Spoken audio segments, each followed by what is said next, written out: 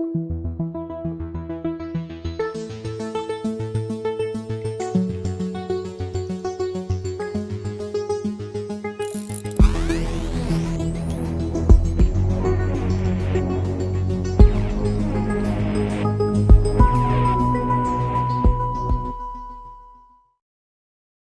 I never thought that anyone with the name of Cheney would be someone that I would be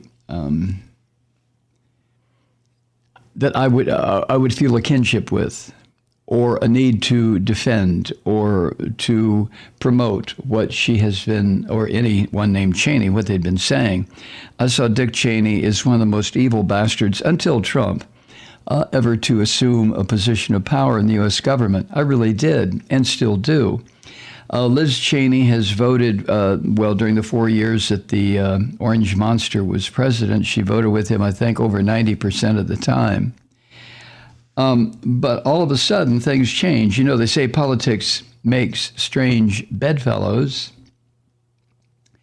And Donald Trump has just completely altered that old saying and turned it into politics during the Trump era, has made former enemies come together to defend against this Nazi son of a bitch.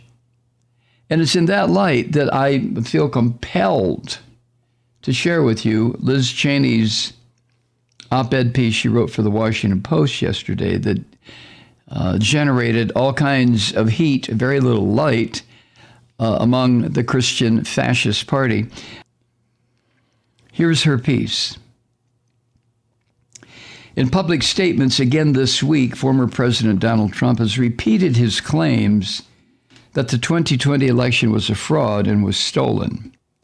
His message, I am still the rightful president and President Biden is illegitimate. Trump repeats these words now with full knowledge that exactly this type of language provoked violence on January 6th. And as the Justice Department and multiple federal judges have suggested, there's good reason to believe that Trump's language can provoke violence again. Trump is seeking to unravel critical elements of our constitutional structure that make democracy work: confidence in the result of election and the rule of law. No other American president has ever done this. The Republican Party is at a turning point, and Republicans must decide whether we are going to choose truth and fidelity to the Constitution.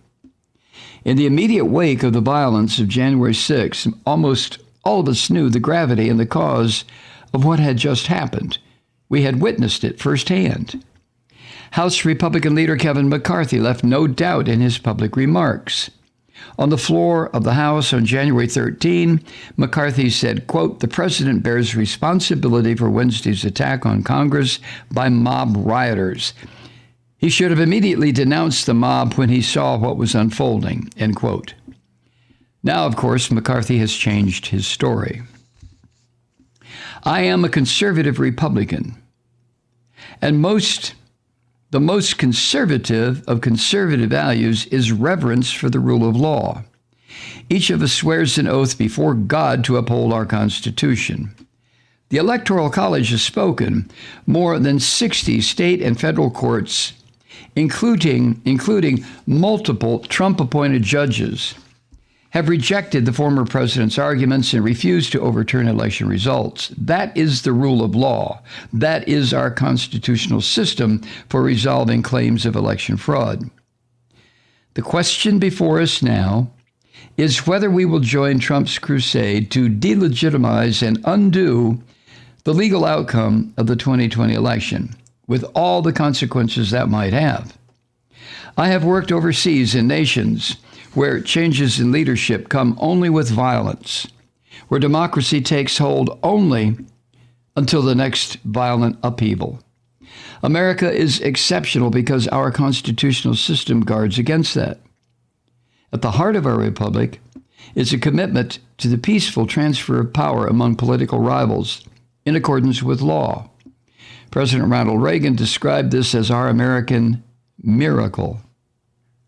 While embracing or ignoring Trump's statements might seem attractive to some for fundraising and political purposes, that approach will do profound long-term damage to our party and our country.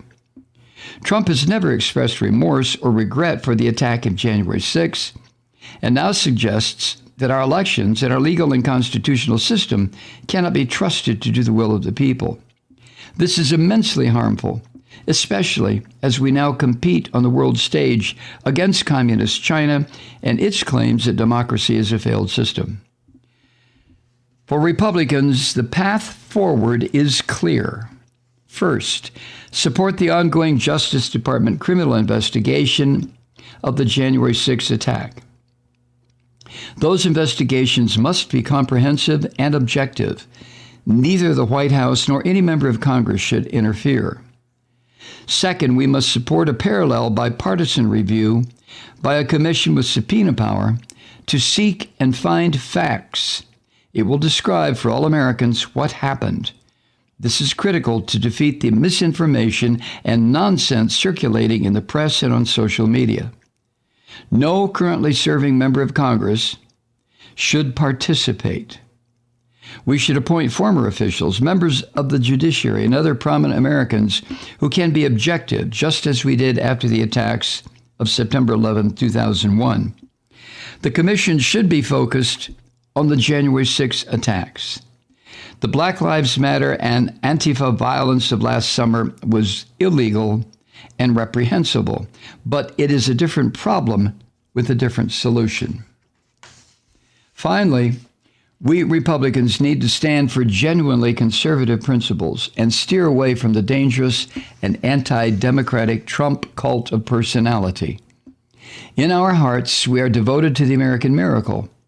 We believe in the rule of law, in limited government, in a strong national defense, and in prosperity and opportunity brought by low taxes and fiscally conservative policies.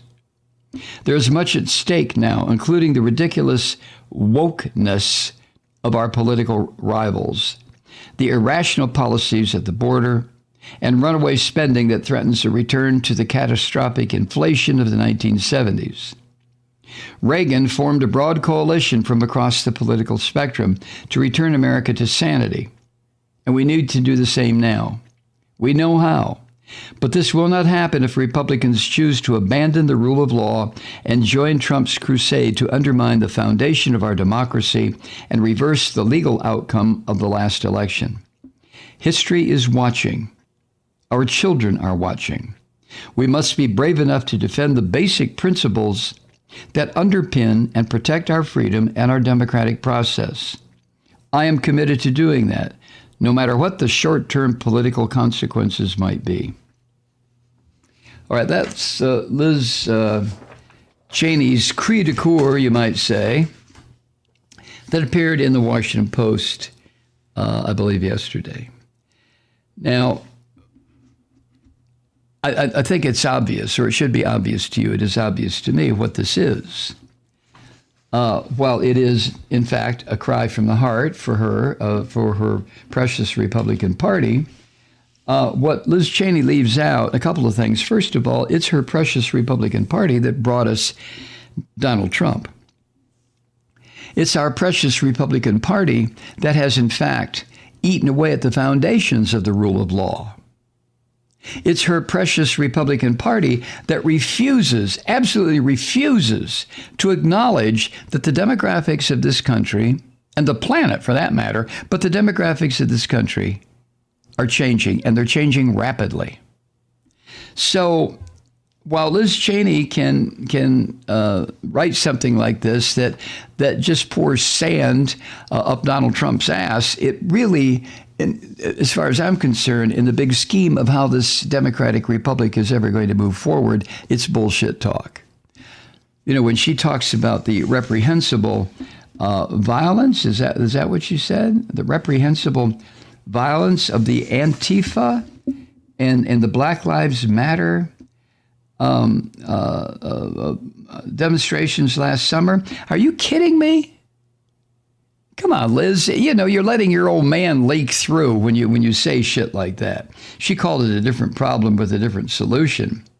The violence, the violence that did occur was not the violence of this so-called movement called Antifa, the anti-fascist movement. There is no such thing. That's just people, Liz, who don't want to see this republic destroyed because of Republican politicians like you, since your precious Reagan, who set this shit up so that eventually a demagogue like Donald Trump would emerge.